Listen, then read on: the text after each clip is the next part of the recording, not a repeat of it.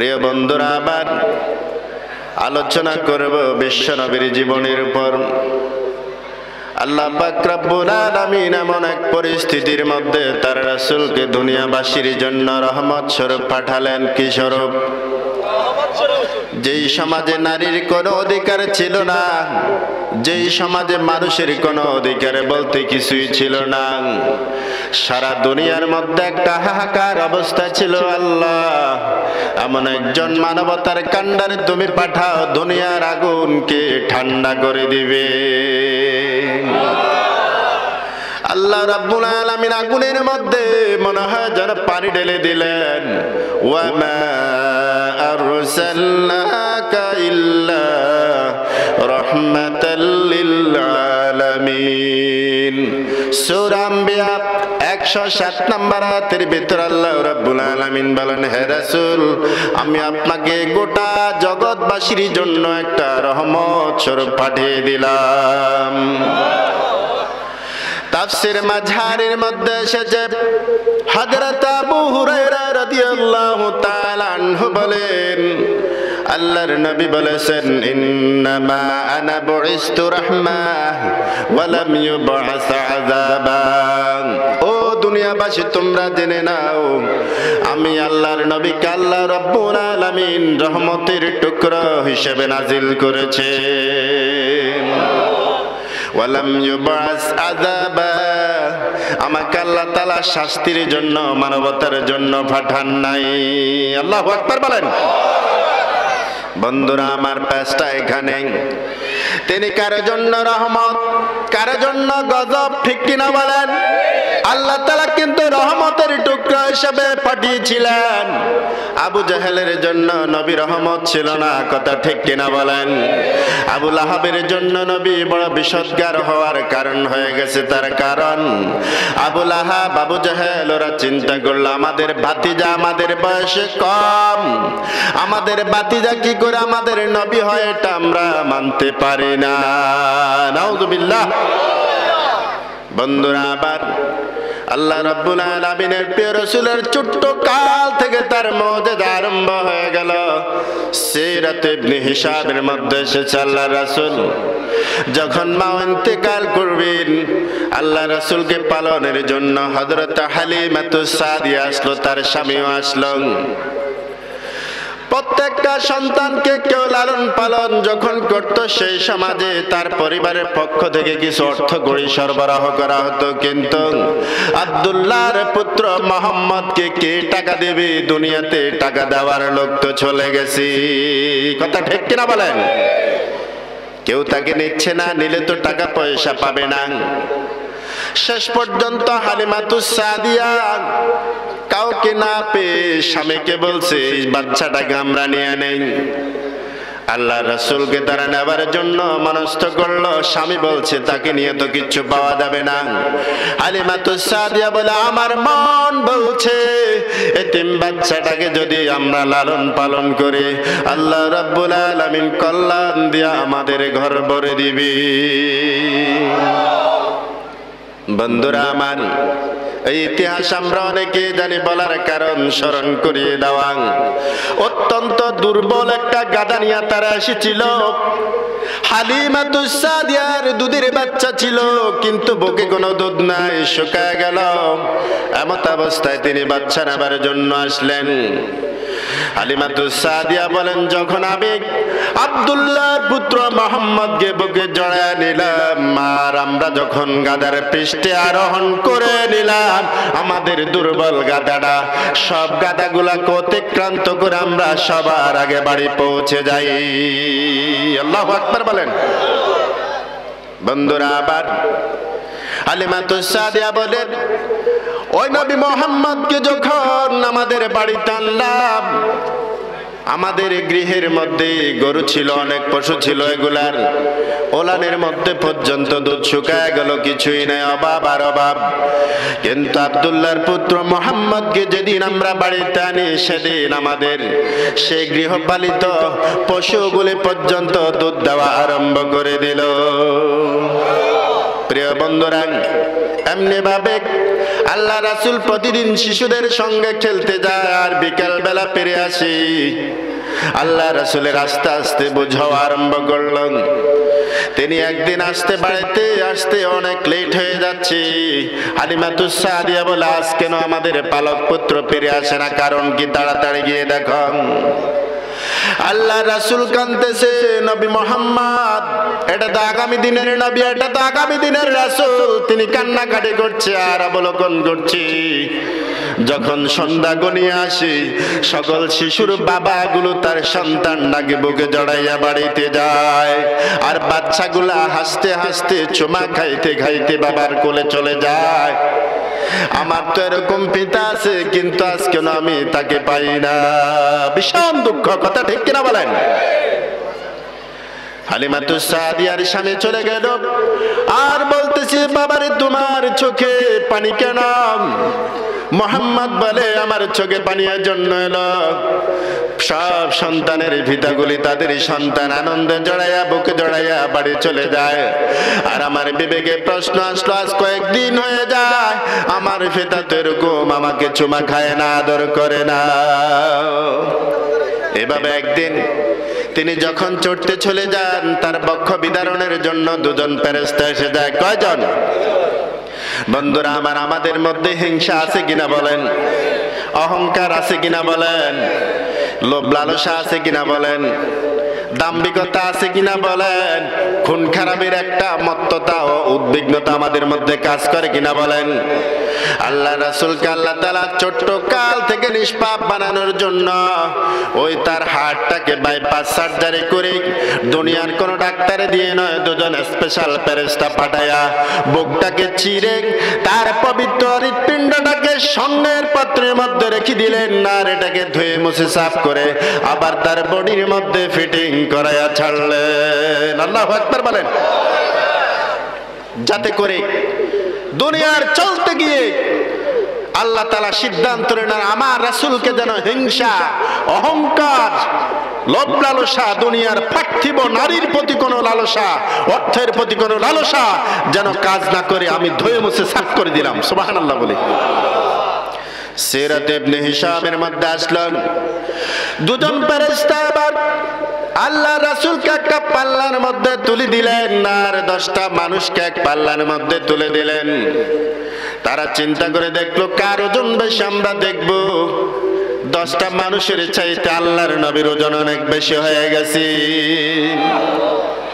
এবার তারা 100 জন মানুষ এক পাল্লায় দিল আর মুহাম্মদুর রাসূলুল্লাহকে এক পাল্লায় দিল। সিরাত ইবনে হিশাম থেকে বলছি বন্ধুরা আমার, 100 মানুষের চাইতে আল্লাহর নবীর ওজন অনেক বেশি হয়ে গেছে। এইভাবে 1000 মানুষ এক পাল্লায় দেওয়া হলো। 1000 মানুষের চাইতে অনেক ভারী হয়ে গেলেন। ওই ফেরেশতারা বলছে, আল্লাহর কসম করে বলি, যদি দুনিয়ার সব মানুষগুলাকে যদি এক পাল্লায় দিয়ে দেওয়া হয় আর আব্দুল্লাহর পুত্র মুহাম্মদকে যদি এক পাল্লায় দিয়ে দেওয়া হয়, তার ওজন অনেক বেশি হবে। আল্লাহু আকবার।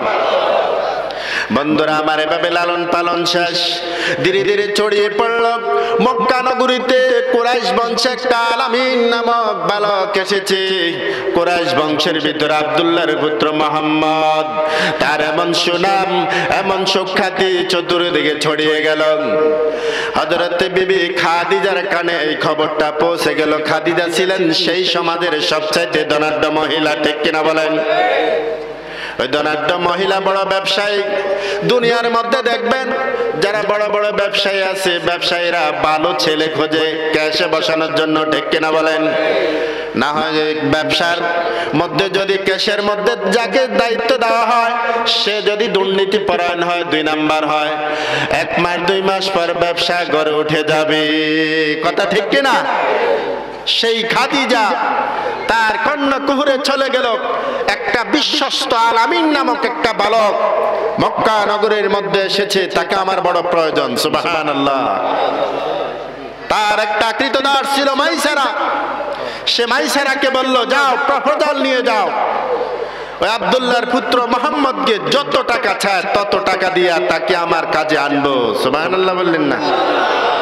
মাইসারা চলে যায়, প্রপোজাল দেওয়া মোহাম্মদ তোমাকে খাদিজাতুল কুবরা পার করেছে ব্যবসায় কাজ দেখাশোনা করার জন্য। আল্লাহ রাসূল কাল বিলম্ব না করে খাদিজার ব্যবসার কাজে চলে যায়। অনেকগুলো পণ্য নিয়ে তারা দুজন সিরিয়াতে যায়। কোথায় যায়? কোথায় যায়? সিরিয়াতে যায়। সিরিয়াতে যাওয়ার পর একটা গির্জার পাশে একটা গাছ ছিল, সেই গাছের নিচে তারা আশ্রয় নিলেন। আর খ্রিস্টান একজন পাদ্রী ওই গির্জার মধ্যে অবস্থান করত। বন্ধুরা আবার ওই খ্রিস্টান পাদ্রী লক্ষ্য করলো ওই যে গাছের নিচে বালক বসে আছে। মাইসারাকে প্রশ্ন করলো, মাইসারা এই যুবককে, তার পরিচয় আমাকে দাও। মাইসারা বলে, এটা মক্কা নগরীর কুরাইশ বংশের আব্দুল্লাহর পুত্র মোহাম্মদ। মোহাম্মদ, আল্লাহু আকবার। সেদিন ওই খ্রিস্টান পাদ্রী বলল, শুনে রাখো, এটা সামান্য কোনো বালক নয়, এটা দুনিয়ার অন্যান্য বালকের মতো নয়। এই যে গাছের নিচে আশ্রয় গ্রহণ করেছে, এই গাছের তলায় কোন নবী ছাড়া সাধারণ মানুষ বসতে পারে না। আল্লাহু আকবার। সে বালক জীবন থেকেই তার মুজিজা শুরু হয়ে গেল। বন্ধুরা আমার, অনেক ব্যবসায়িক পণ্য তারা নিয়ে সেখানে হাজির হলো।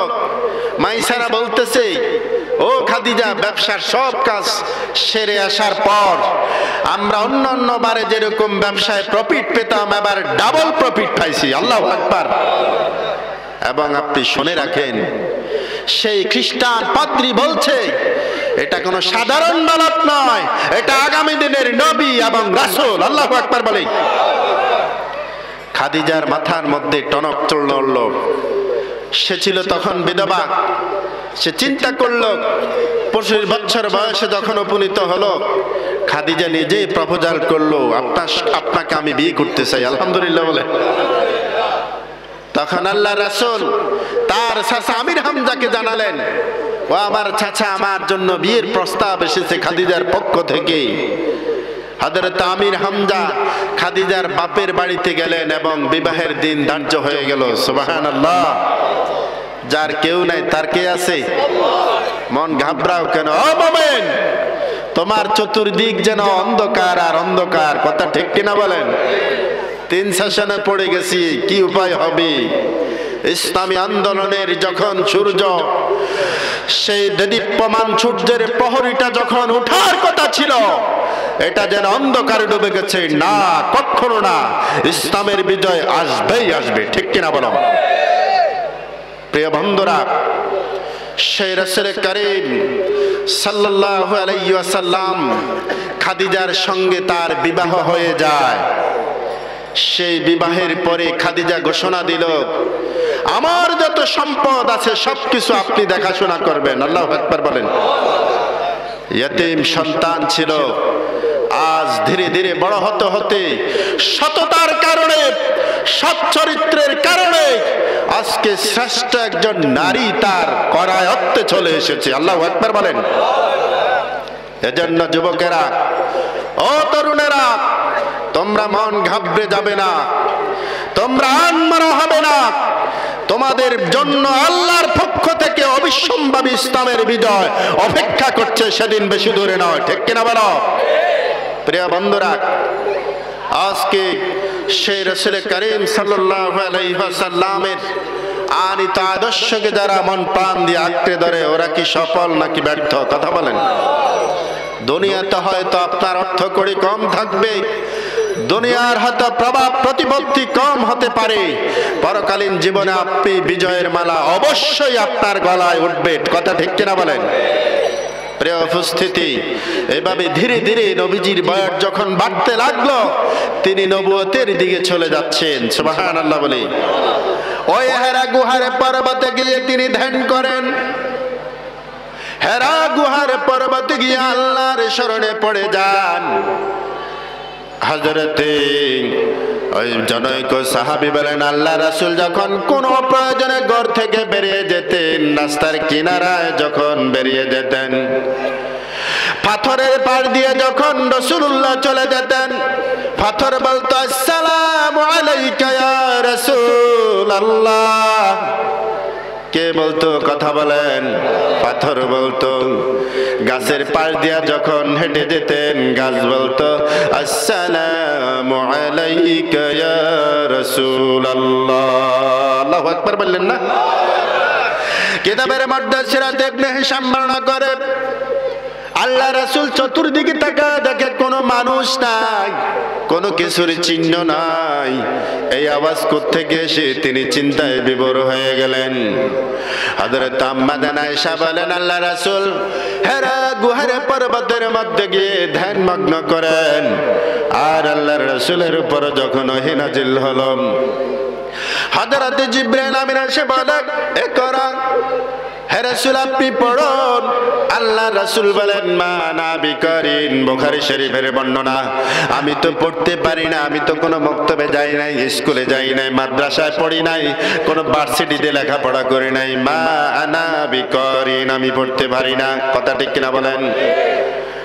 তখন আল্লাহর নবীকে জাতায়া ধরে একটা জাতা মারলেন আর বললেন ইকরা বিসমি রাব্বিকাল্লাযী খালাক, খালাকাল ইনসানা মিন আলাক, আল্লাযী আল্লামা বিল কলম, আল্লামাল ইনসানা মা লাম ইয়ালাম। আল্লাহু আকবার বলেন।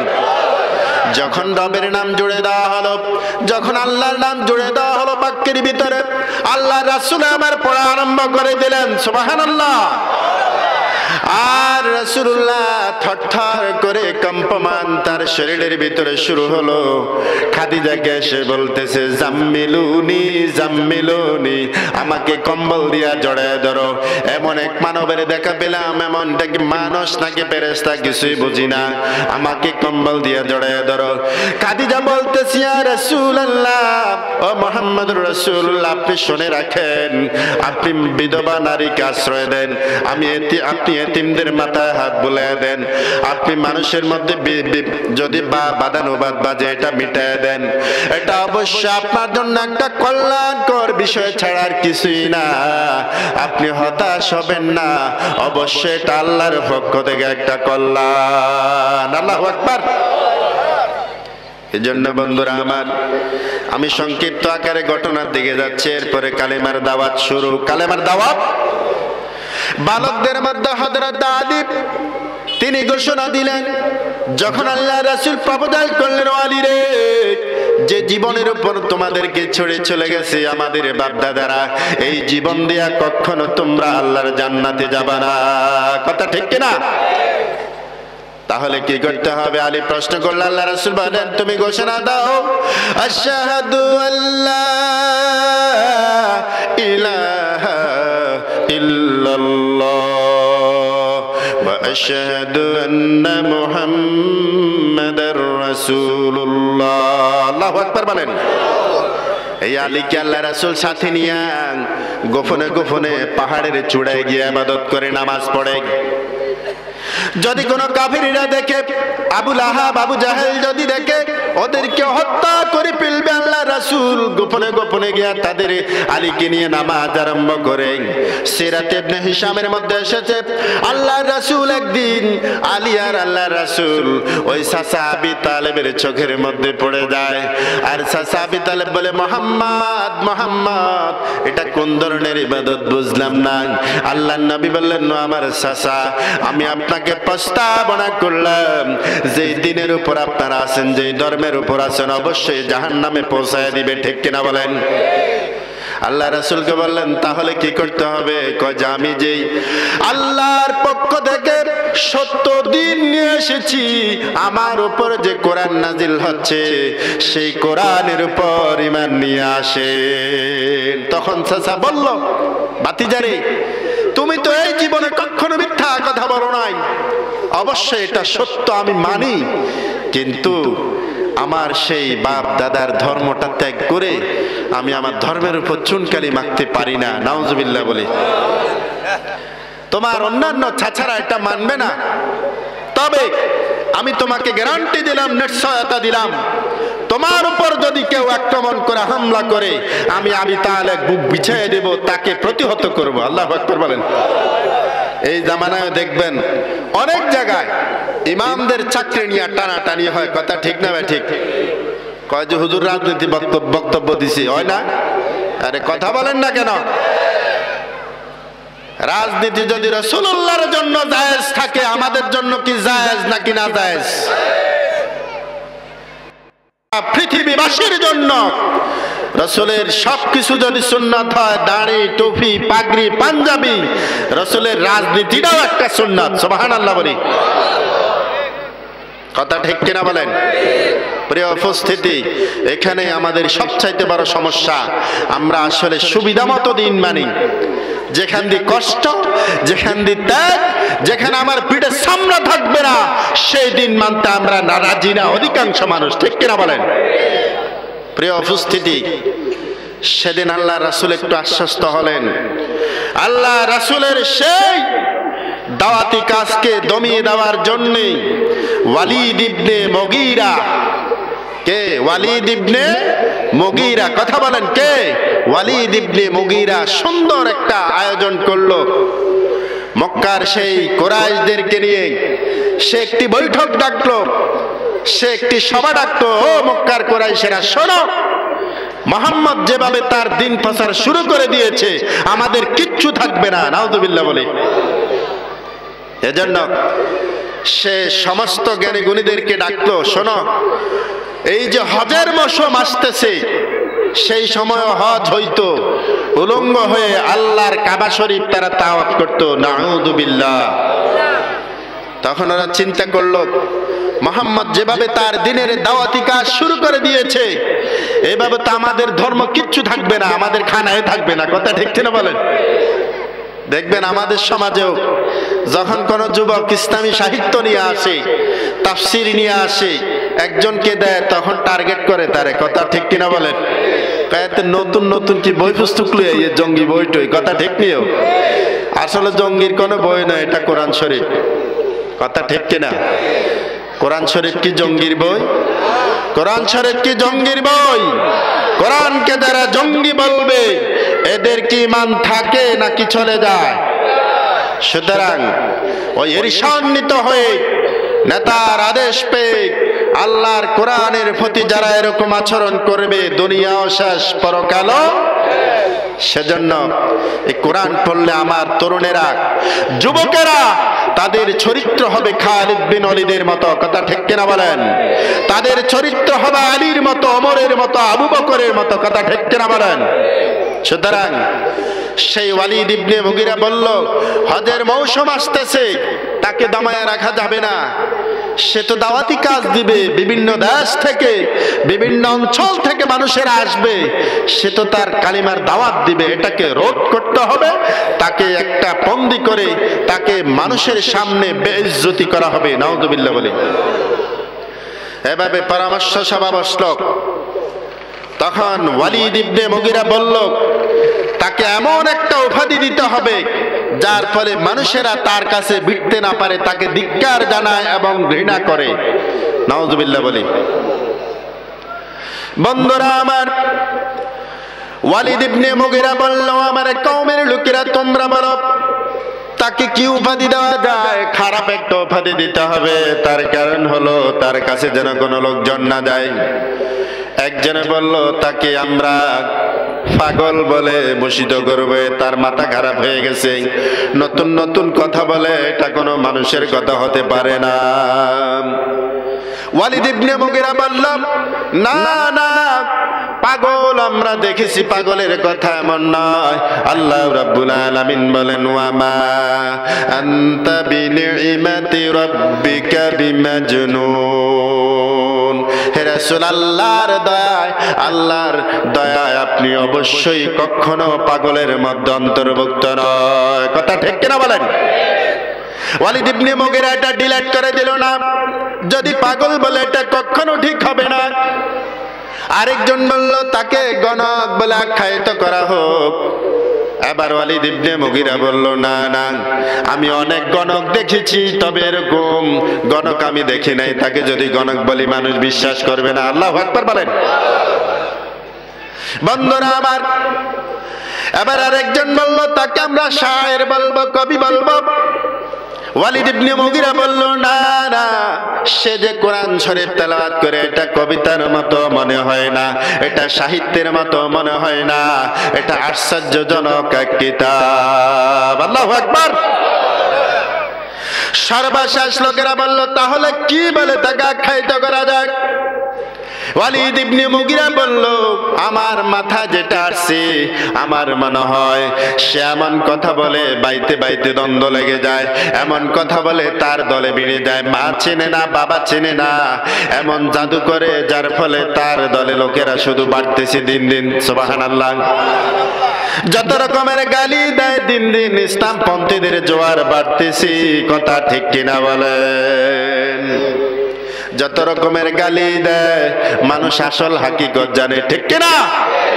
এজন্য বন্ধুরা আমার, আল্লাহ রাসূলকে সর্বশেষ ওয়ালিদ ইবনে মুগিরা বলতেছে সে বাইতে বাইতে দ্বন্দ্ব লাগায় দেয়। আসলে কি দ্বন্দ্ব? দ্বন্দ্ব নয়, বরং কালিমার টানে আল্লাহ রাসূলের মহব্বতে, আল্লাহর মহব্বতে, দুনিয়ার শান্তি পরকালীন জীবনের মুক্তির জন্য ওরা আসছে না, ওরা পড়ে নিয়েছে লা ইলাহা ইল্লাল্লাহু মুহাম্মাদুর রাসূলুল্লাহ। সুবহানাল্লাহ। সিদ্ধান্ত গৃহীত হলো, রাস্তার মোড়ে মোড়ে তোমরা সবাই বসে যাবে 5 জন 10 জন করে করে, আর আগন্তুক মানুষদেরকে বলবে আমাদের বাতিজা মোহাম্মদ মাথা খারাপ হয়ে গেছে, জাদুকর, তার ধারে কাছেও কেউ যাবে না। নাউজুবিল্লাহ বলি। যেরকম টিভিতে টক শো করে নির্দিষ্ট একটি ইসলামী দল নিয়া, এখন মানুষ এটা জানার জন্য আরো আগ্রহ বাড়ে গেছে, কথা ঠিক নিও। এখন বিনা টাকায় প্রচার চলছে, বিনা টাকায় আল্লাহ রাসূলের প্রচার বিনা টাকায় চলছে, যে আমাদের বাতিজা মুহাম্মদ সে একটা মস্ত বড় জাদুঘর, তার কথার মধ্যে এমন প্রভাব, তার কথা শুনলে তার দলে তোমরা চলে যাবে। তবে আমরা জানি সে একটা জাদুঘর, সুতরাং তোমাদের জীবনকে তোমরা বিপন্ন করে তুলবে না। তার সেই মিশন, তার সেই মিশন, তার দলভুক্ত যদি তোমরা হয়ে যাও তোমাদের দুনিয়া শেষ হয়ে যাবে। নাউযুবিল্লাহ বলি। তখন রাস্তার মোড়ে মোড়ে সবাই বসে গেল। হজের মৌসুম শেষ, আল্লাহ রাসূল তারপরও চেষ্টা করে করে কিছু দাওয়াতি কাজ করছেন। সুবহানাল্লাহ বলি। গোপনে গোপনে। তখন হজের মৌসুম যখন শেষ, লোকেরা বলল এই লোকটাকে তো পাগল বলে মনে হয়, জাদুকর বলে মনে হয় না, এটা তো আশ্চর্যজনক এক খুতবা সে পাঠ করে, আশ্চর্যজনক এক কালিমার দাওয়াত দেয়। তখন তারা যে সন্ধি করলো, বন্দি করলো, লোকেরা বলল আসলে এটা একটা মহা ষড়যন্ত্র, কথা ঠিক নিও। তখন ওরা বলল দেখবেন যে জিনিসে নিষেধাজ্ঞা বেশি, এটা জানার জন্য মানুষ আরো বেশি পাগল পারা হয়। সত্য না সত্য? কি লক্ষ্মীপুরের দিকে এমনটা হয় না প্রিয় বন্ধুরা? সেজন্য ওয়ালিদ ইবনে মুগীরা সে ব্যর্থ হয়ে গেল। কি হয়ে গেল? ব্যর্থ হয়ে গেল। তখন তাদের এই বন্দির আকারে তারা আল্লাহ রাসূলকে বিভিন্ন জাদুঘর বলার জন্য এই সমস্ত আয়োজন যখন করলো, আল্লাহ তাআলা তাদের মনের ভাব কোরআনের মধ্যে তুলে ধরলেন। কিসের মধ্যে তুলে ধরলেন? তারা মজলিসের মধ্যে বলে, এগুলো প্রাচীন যুগের কিস্সা কাহিনী মুহাম্মদ বলে। সেই কথা মহান রব্বুল আলামিন কোরআনুল কারীমের মধ্যে বলছেন, وقالوا أساطير الأولين اكتتبها فهي تملى عليه بكرة وأصيلا الله أكبر قل أرسله الذي يعلم السر في السماوات والأرض। সূরা ফুরকানের ভিতর আল্লাহ রাব্বুল আলামিন বলেন, মক্কার কুরাইশরা যখন বসে যেত দলবদ্ধ হয়ে, তারা চিন্তা করলো মুহাম্মদ কি পাগল হয়ে গেছে নাকি এগুলা পূর্বেকার জামানার কিচ্ছা কাহিনী বলে, এগুলা লিখিত কিচ্ছা কাহিনী, আগেরকার জামানার সে কিচ্ছা কাহিনী বলে। ফাহিয়াতুম আলাইহি বুকরাতাও ওয়া আসিলা, সকাল আর সন্ধ্যায় এগুলো তাকে শেখানো হয়। নাউযুবিল্লাহ বলি। শিখায়। কে শিখায়? আল্লাহর পক্ষ থেকে জিব্রাইল শিখায়। কে শিখায়? এটা কি মানুষের কোনো কথা? কথা বলেন না কেন? এটা কার কথা? তাদের কথাটা আল্লাহ রাব্বুল আলামিন কোরআনের মধ্যে তুলে ধরলেন। ওরা বলে সকাল আর সন্ধ্যায় আল্লাহর রাসূলকে এসব কথা শেখানো হয়। আসলে মুহাম্মদ বোধহয় মাথা খারাপ, কেউ বলে জাদুঘর, কেউ বলে গণক, কেউ বলে পাগল, আসলে কোনোটাই নয়। কথা ঠিক কিনা? আল্লাহ রাব্বুল আলামিন বলেন কুল আনসালাহুল্লাযী ইয়ালামুস সিররা ফিস সামাওয়াতি ওয়াল আরদ। আল্লাহু আকবার। কুল, মুফাসসিরিনে কেরাম বলেন কুল এমন একটা শব্দ যে শব্দের ভিতরে লাখো লাখো প্রশ্নের জবাব পাওয়া যায়। সুবহানাল্লাহ বলেন। তাদের সব প্রশ্নের ভেড়াজাল ভেদ করে আল্লাহ তাআলা বলে দিচ্ছেন, হে রাসূল আপনি বলে দেন, ওদেরকে জানা দেন, গোটা জগৎবাসীর কাছে চলে যাবে এই খবর। আল্লাহু আকবার। কারণ রাসূল হচ্ছেন as a teacher, as a leader, as a super person. সুবহানাল্লাহ বলে, অ্যাজ এ সুপারম্যান। প্রিয় বন্ধুরা, রাসূলের মতো শিক্ষক দুনিয়াতে আর কেউ ছিল? তিনি নিজেই বলেছেন বুইস্তু মুআল্লিমা, আমি একজন শিক্ষক হিসাবে, আদর্শ শিক্ষক হিসাবে প্রেরিত হয়েছি। তিনি একজন লিডার, তিনি একজন নেতা। একজন প্রেসিডেন্ট কিভাবে দেশ চালাবে সে কথাও আছে না নাই? কথা বলেন বন্ধুরা আমার। এভাবে আল্লাহ পাক রব্বুল আলামিন তিনি তার রাসূলকে বলছেন আনসালাহুল্লাযী ইয়ালামুস সিররা ফিস সামাওয়াতি ওয়াল আরদ। হে রাসূল আপনি বলে দেন, সে আল্লাহ রাব্বুল আলামিন কোরআন নাযিল করলেন আর আকাশ আর জমিনের মধ্যে যত গুপ্ত রহস্য আছে সব কিছু কে জানে? কে জানে? ওরা যত সন্ধি করুক, ওরা যত বন্দী করুক, এই ইসলামের আলোকে কখনো নিভাইয়া দিতে পারবে? এই কোরআনের আলোকে নিভাইয়া দিতে পারবে না। বড় দুঃখজনক লাগে, এই কোরআনের মাহফিলে মুসলমানের বাচ্চারা বাধা দেয়। আছে কিনা বলেন? এই তাফসীরুল কোরআন মাহফিলের জন্য অনুমতি লাগে কি লাগে না? কিন্তু দুঃখজনক হইল সত্য, যদি শিল্পী মমতাজকে আনেন, বেবি নাজনীনকে আনেন, কারো অনুমোদন লাগবে না, বরং তারা টাকা দিয়ে সেখানে অংশগ্রহণ করে। কথা ঠিক কিনা? আমি বলতে চাই, আমি দায়িত্বহীন কণ্ঠে বলতে চাই, 90% মুসলমানের দেশে বিনা অনুমতিতে তাফসীরের মাহফিলের সুযোগ করে দিতে হবে। ঠিক কিনা? এটা মুসলমানের প্রাণের দাবি। কথা ঠিক কিনা বলুন? কারণ মুসলমান যদি তাফসীর মাহফিলে বাধা দেয় তার ঈমান থাকতে পারে না। ঠিক কিনা?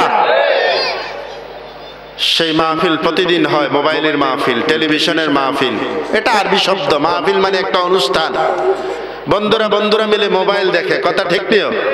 যুবকেরা, তরুণেরা কত সুন্দর সুন্দর আজে বাজে জিনিস দেখে, নাউযুবিল্লাহ বলি। ওগুলার জন্য কোনো আইন আছে? কথা বলেন, আইন আছে? আজকে আমার সন্তান, আপনার সন্তান, আমার উপযুক্ত যুবতী তরুণীরা নষ্ট হয়ে যাচ্ছে, এগুলার জন্য কোনো আইন রচনা হয় না। কথা ঠিক কিনা বলেন? 18 বছর আগে কারো হাতে মোবাইল দেওয়া যাবে না। কথা ঠিক কিনা বলেন? এজন্য কিছু আইন যদি হতো ইসলামী আইন, আমরা মোল্লারা যত ওয়াজে করি ভাই, এই কাজে আইতো না। কথা ঠিক নিও? ওয়াজটা করি যে জায়গা মতো একটু সিল দিয়েন। যদি এই 47 বছর আজকে দেশের স্বাধীনতার বয়স, এই দেশের মধ্যে কত রকমের ক্ষমতার পালাবদল হলো, কিন্তু আজও কি আমরা কোরআনের শাসন দেশের মধ্যে দেখেছি? কথা বলেন। আমরা কোরআনের 100% আইন চাই বাংলাদেশের মধ্যে, রাজি আছি আমরা? আমরা রাসূলুল্লাহর সুন্নাহ ভিত্তিক আইন চাই, রাজি আছি আমরা? আল্লাহ রাসূল বলেন, যখন আমার সুন্নাতগুলি মরে যাবে, কেউ যদি এটাকে আঁকড়ে ধরে, আমি রাসূল ঘোষণা দিচ্ছি, সুবহানাল্লাহ বলেন, তার জন্য প্রতিদান আছে। মান তামাসসাকা বিসুন্নতি ইনদা ফাসাদি ফালা উম্মতি ফালাহু আজরু মিয়াতি শাহীদ। আমার কোন উম্মত যদি পেত্তা পাসাদের সময়, তার মানে সুন্নাতটা যখন চলে যাবে, বিদায় হওয়ার পথে এমত অবস্থা, যদি আমি নবীর কোন সুন্নাতকে যদি আমার কোন উম্মত আঁকড়ে ধরে জিন্দা করে আমল করে বাস্তব জীবনে, ফালাহ আজরু মিয়াতি শাহীদ, 100 গলা কাটা শহীদের সওয়াব ওই উম্মতের আমল নামায় আল্লাহ তাআলা লিখে দিবে। সেই সবকে আপনারা চান? আপনারা চান? কারা কারা চান? আল্লাহকে সাক্ষী রেখে দুহাত তুলে দেখেন, নারায়ে তাকবীর। আল্লাহ আমাদেরকে কবুল করুক, সবাই বলে আমিন। এজন্য বন্ধুরা, আবার টুপির সুন্নাত আমাদের মধ্যে আছে না নাই? দাড়ির সুন্নাত আছে না নাই? কেউ রাখে কেউ রাখে না, তাহলে টুপির সুন্নাত তো জিন্দা, ঠিক কিনা বলেন? দাড়ির সুন্নাত আছে না নাই? পাঞ্জাবি আমরা গায়ে দিই কি দিই না? আর খাবারের শেষে মিষ্টি খাই কি খাই না? খাইতে খাইতে পেট অনেক বড় হয়ে যায়, মিষ্টি দিলে এটাও সারে না, কথা ঠিক কিনা বলেন? কারণ এগুলি আমল করতে গেলে কোনো বাধা নাই, ঠিক কিনা? কিন্তু খাওয়ার আগে 3টা সুন্নত, এটা কেউ জানে না, কথা ঠিক কিনা বলেন? খাওয়ার আগে 3টা সুন্নত, পেটটাকে 3 ভাগে ভাগ করা লাগবে। কয় ভাগে? 1 ভাগ খালি, 1 ভাগ পানি দিয়ে ভরে দাও, আরেক ভাগ ভাত, গোস্ত, চায় খাও, মাছ যাই কিছু খাও।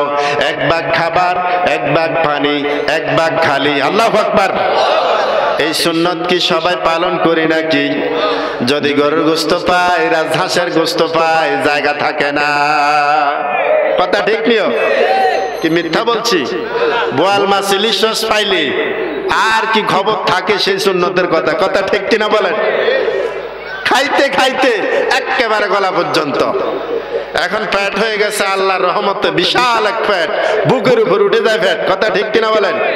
মহিলারাও লজ্জা পায় এই পুরুষের পেট দেখলে। আল্লাহ, দেখছি সারা জীবন মহিলাদের পেটে বাচ্চা হয়, এখন তো পুরুষের পেটেও বাচ্চা দেখা যায়, নাউজুবিল্লাহ। তারা লজ্জাবোধ করে আর কি, কথা বোঝেন নাই? আসলে এই রাসূলের তরিকায় যদি খানা খেত, এই অবস্থা কি হতো? এজন্য হার্ট অ্যাটাক, স্ট্রোক, এই সমস্ত রোগগুলি বেড়ে গেছে না কমে গেছে?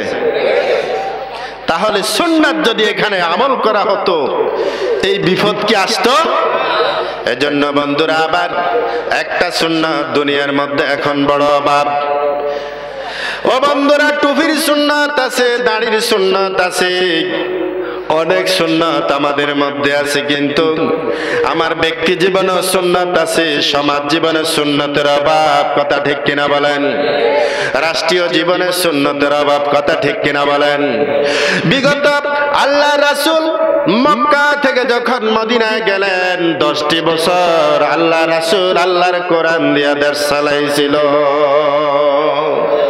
কথা ঠিক নেই?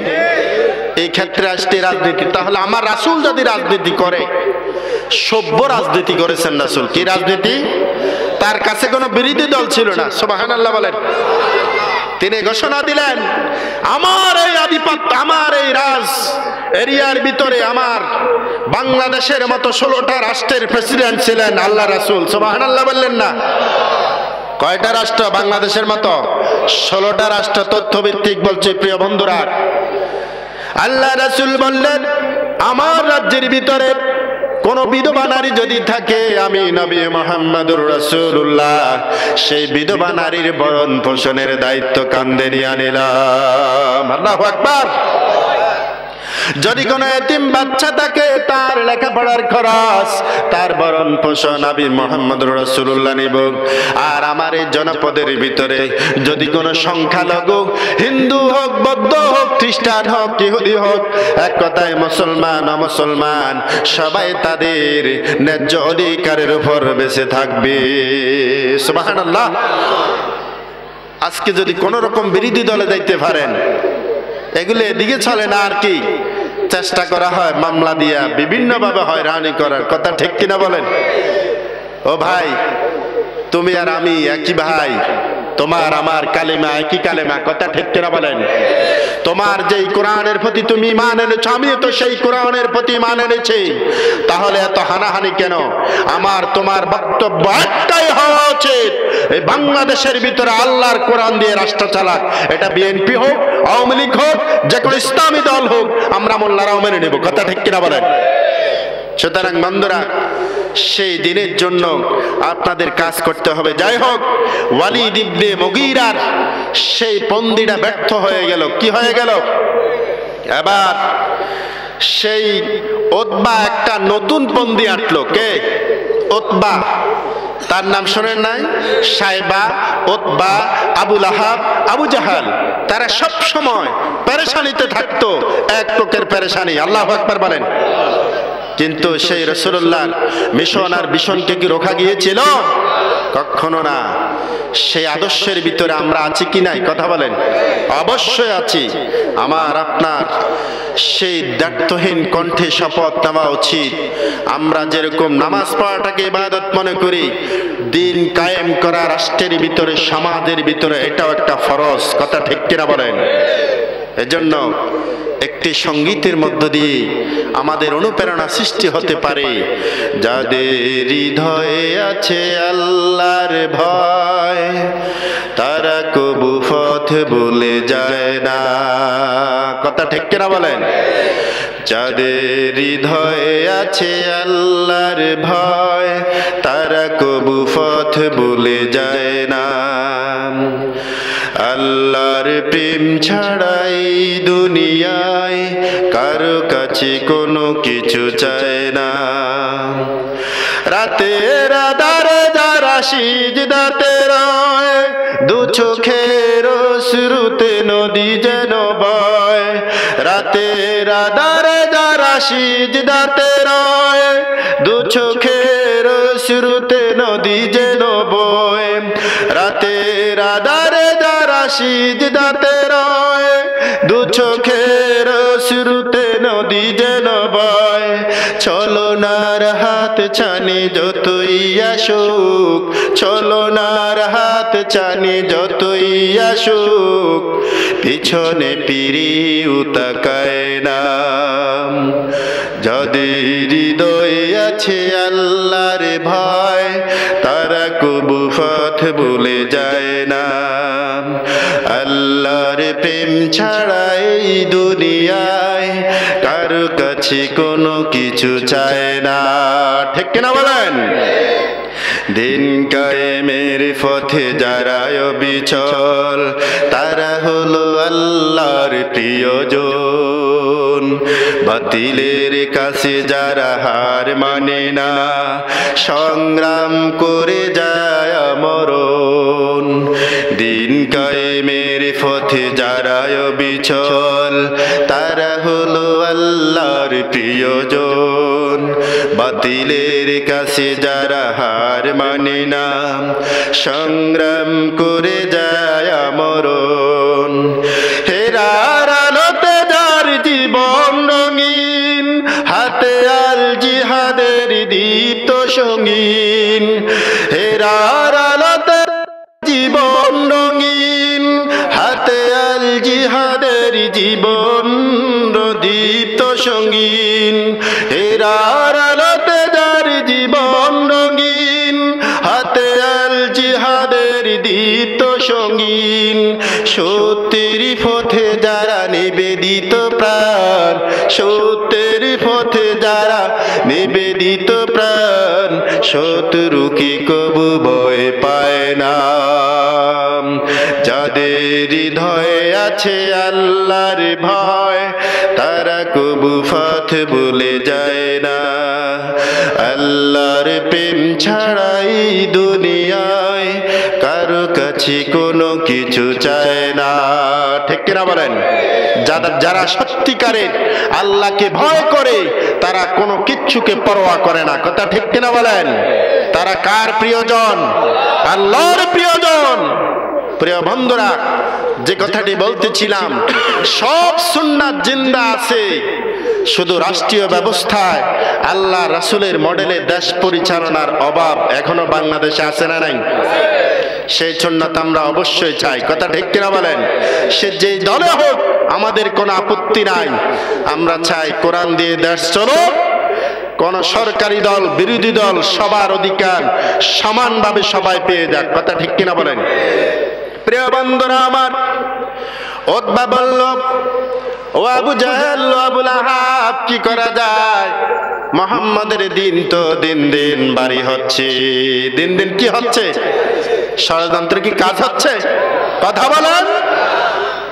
তার কারণ হল আল্লাহ রাব্বুল আলামিন তার দ্বীনের দায়িত্ব নিয়ে নিলেন না, রাসূলকে বললেন না আপনি শুধু দাওয়াতি কাজ চালায়া যান, এই দিনের আলো আমি সূর্য যেখানে ওঠে আর যেখানে অস্তমিত যায় ততদূর পর্যন্ত কোরআনের আলো আমি ছড়াইয়া দিব। আমাদের এই এরিয়ার মধ্যে তাকে গভর্নর বানায় দেব, বাদশাহী ক্ষমতা তুলে দেব, আমি সব নিয়ে যাই। সবাই বলছে ঠিক আছে যাও, যদি রাজি হয়ে যায় তাহলে তো আমাদের ধর্মটা টিকবে। বন্ধুরা আমার, উতবা আল্লাহ রাসূলের কাছে গেলেন আর বলতেছে, ভাতিজারে বড় কষ্ট হয় তোমার জন্য, তোমার আন্দোলন তো আমরা দমন করতে পারছি না, ভাতিজা কত টাকা চাও? তোমার যত টাকার প্রয়োজন সব অভাব আমরা মিটাইয়া দিব। টাকা কি নিবে? টাকা কি নিবে? আর আমার আপনার ইমান তো 500 টাকা বিক্রি হয়ে যায়, কথা কয় না কেন? এদিকের মানুষ ভালো আলহামদুলিল্লাহ। এখন আল্লাহ রাসূলকে বলছে, অর্থাৎ ব্ল্যাঙ্ক চেক, তুমি কত চাও? প্রপোজালটা এমনই, কয় আমি টাকা চাই না, আমি যে দিনের দাওয়াত নিয়ে আসছি, আমি যে কালিমার দাওয়াত নিয়ে আসছি, আমি যে কোরআন আমার উপর নাজিল হয় চাচা, এগুলা আমার কোনো কথা নয়, এগুলা আল্লাহর কথা। আল্লাহু আকবার। ও বন্ধুরা আমার, এরপরে বলতেছে তুমি ক্ষমতা চাও নাকি? তুমি কি পাওয়ার চাও? ও বন্ধুরা, বড় অবাক লাগে, ক্ষমতার জন্য, মেম্বারের জন্য, চেয়ারম্যানের জন্য মানুষ পর্যন্ত মেরে ফেলে, কথা ঠিক কিনা বলেন? হাজার হাজার মানুষ মারতেও দ্বিধাবোধ করে না, কথা ঠিক কিনা বলেন? আল্লাহ রাসূল বললেন এমন ক্ষমতা আমি চাই না যেই ক্ষমতা আমি কোরআন দিয়া চালাতে পারবো না, তার কারণ আগে লোক তৈরি করা লাগবে, কথা ঠিক কিনা বলেন? আল্লাহ রাসূল সব ডিলিট করে দিলেন। আল্লাহ রাসূলকে বলা হলো, তাহলে সুন্দরী যেটা তোমার পছন্দ হয়, সব চাইতে মক্কা নগরীর মধ্যে সুন্দরী তরুণীটা তুলে দিব। আল্লাহ রাসূল বললেন তাও ডিলিট করলাম। আল্লাহু আকবার। এত লোক দেখাইও না, আমার এই দিল সাফ আছে, সুবহানাল্লাহ। এমন তরুণেরা তো মাইও যদি রাস্তা দিয়ে যায়, এটা পিছনে পিছনে দৌড়ায়, কথা ঠিক কিনা বলেন? তাহলে এই ক্ষেত্রে আদর্শ কার অনুসরণ করা লাগবে? আল্লাহ রাসূলের। কার? কোন নারী, কোন অর্থ, কোন অবৈধ প্রপোজাল তুমি গ্রহণ করতে পারো না, ঠিক কিনা বলেন? এবার উতবা বলছে, উতবাকে নবীজি বললেন তোমার আর কোন প্রপোজাল আছে কিনা? সব ব্যর্থ, সব কি? এবার আল্লাহর নবী বললেন, শোনো রে চাচা, আমি কি আসলে পাগল নাকি জাদুঘর? শোনো, তাফসীর সিরাত ইবনে হিশামের মধ্যে আল্লাহ রাসূল কোরআনের সূরা হামিমের আয়াতগুলি তেলাওয়াত করলেন। প্রথম দিকের হামিম তানজিলুম মিনার রাহমানির রহিম কিতাবুন ফুসসিলাত আয়াতুহু কুরআনান আরাবিয়্যান লিকাওমি ইয়ালামুন বাশীরান ওয়া নাযীরান ফাআরাদা আকসারুহুম লা ইয়াসমাউন। আল্লাহু আকবার বলেন। তারা তো আরবি ভাষা বুঝতো, এই কোরআনটা কোন ভাষা নাজিল হয়েছে? কথা বলেন না কেন? কোরআন কোন ভাষায় নাজিল হয়েছে? আল্লাহ রাসূল যখন কোরআনের এই হামিম সিজদার আয়াতগুলি পড়লেন, এগুলার অর্থ হলো চাচারে তুমি শুনে নাও তোমার রব কি বলে। তানজিলুম মিনার রাহমানির রহিম, এগুলা আমি মুহাম্মদের বানানো কোনো কথা নয়, এগুলা রহমানের পক্ষ থেকে নাজিল হয়। সুবহানাল্লাহ। কিতাবুন ফুসসিলাত আয়াতুহু কুরআনান আরাবিয়্যান লিকাওমি ইয়ালামুন। এটার মধ্যে বিশদভাবে কথাগুলা বর্ণনা করা হয়েছে, আর এটাকে আরবি ভাষায় নাজিল করা হয়েছে যাতে করে মানুষেরা, জ্ঞানীরা বুঝতে পারে। সুবহানাল্লাহ বলেন। বাশীরা ওয়া নাযীরান ফাআরাদা আকসারুহুম লা ইয়াসমাউন। এই কোরআন মানুষকে সতর্ক করে, এই কোরআন মানুষকে শুভ সংবাদ দেয়, অর্থাৎ এই কোরআন জান্নাতের সংবাদ দেয়, এই কোরআন জাহান্নামের ব্যাপারে সতর্ক করে। তবে অধিকাংশ মানুষেরা এর থেকে মুখ ফিরায় নেয়, তারা এটা শুনতে চায় না। নাউযুবিল্লাহ বলেন। বন্ধুরা আমার, সিরাত ইবনে হিশামের মধ্যে আসছে আল্লাহ রাসূল যখন এই কোরআন প্রাণান্তকর সুললিত কণ্ঠে তেলাওয়াত করলেন, উতবা খামোশ হয়ে গেছে, সে আর একটা কথাও বলে না। বলছে, বাতিজা রাখো, আমি চলে যাচ্ছি আমার প্রপোজাল নিয়ে, তুমি তোমার রাস্তায় থাকো। আল্লাহু আকবার। এবার কুরাইশের সেই নেতারা বসে আছে আর বলতেছে, আহারে মুহাম্মদের জাদু উতবার চেহারার উপরও প্রভাব বিস্তার করেছে। কেমন একটা অবস্থায় গিয়েছিল আর এখন দেখতেছি কেমন আসতেছে, তার চেহারার পরিবর্তন। আমাদের মনে হয় ওই মুহাম্মদ উতবাকেও জাদু করেছে। নাউযুবিল্লাহ বলেন। আসলে কি জাদু? না, এটা কোরআনের এক বিস্ময়কর তথ্য। আল্লাহর কোরআন, কোরআন হচ্ছে পৃথিবীর সবচাইতে আল্লাহর এক মহান নিয়ামত মানব গোষ্ঠীর জন্য। ঠিক কিনা বলেন? উতবা গিয়া বলতেছে, আবু জাহেল, ও আবু লাহাব, ও মুগীরা, শুনে রাখো, আমার দিলে সাক্ষী দিচ্ছি, এটা মানুষের কোনো বানানো কোনো কথা নয়, এটা আল্লাহর আসমানি কিতাব। আল্লাহু আকবার।